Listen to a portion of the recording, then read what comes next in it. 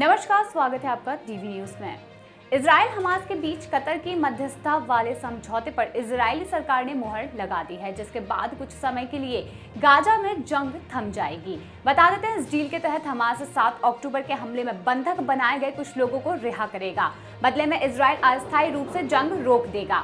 हालांकि इस डील में सभी बातें अभी तक साफ नहीं हो पाई हैं। चलिए तो पहले जानते हैं कि डील की वह बातें जिनकी घोषणा आधिकारिक रूप से हुई है।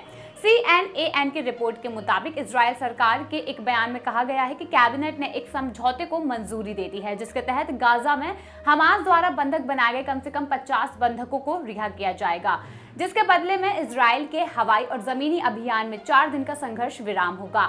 बयान में इजरायली जेलों में बंद फिलिस्तीनी कैदियों की रिहाई का कोई भी जिक्र नहीं किया गया है। हालांकि समझा जाता है कि यह भी समझौते का एक महत्वपूर्ण हिस्सा है। एक सरकारी सूत्र ने CNN को बताया है कि इस सौदे को इजरायली कैबिनेट में भारी बहुमत से मंजूरी दे दी गई है। वहीं अल जजीरा के मुताबिक इजरायली जेलों से लगभग 150 फिलिस्तीनी महिलाओं और बच्चों को रिहा होने की उम्मीद है। माना जा रहा है कि विदेशी नागरिकों को मुख्य समझौते में शामिल नहीं किया गया है, लेकिन वे अभी भी अलग अलग सौदे का हिस्सा हो सकते हैं और संभवतः अस्थायी युद्ध विराम अवधि के दौरान रिहा किया जा सकते हैं।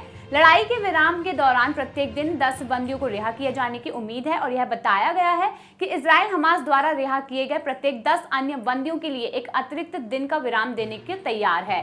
गाजा पट्टी में ईंधन सहित सहायता के लगभग 300 ट्रकों को अनुमति दिए जाने की भी उम्मीद है। कथित तौर पर इजराइल प्रतिदिन 6 घंटे ड्रोन नहीं उड़ाने पर सहमत हुआ है। वहीं हमास ने बातचीत के दौरान चिंता व्यक्त की थी कि लड़ाई में विराम के दौरान ड्रोन का इस्तेमाल आगे की खुफिया जानकारी इकट्ठा करने के लिए किया जाएगा। बता दें, 7 अक्टूबर को हमास ने इजराइल पर अब तक का सबसे बड़ा हमला किया था, जिसमें 1200 लोगों की मौत हुई थी। इस दौरान हमास के लिए लड़ाकों ने करीब 239 लोगों को बंधक बना लिया था। इसके बाद इजराइल ने हमास के कंट्रोल वाले गाजा पट्टी पर हवाई और फिर जमीनी हमले करने शुरू कर दिए। वहीं इजराइल हमलों में 14,100 से अधिक लोग मारे गए हैं।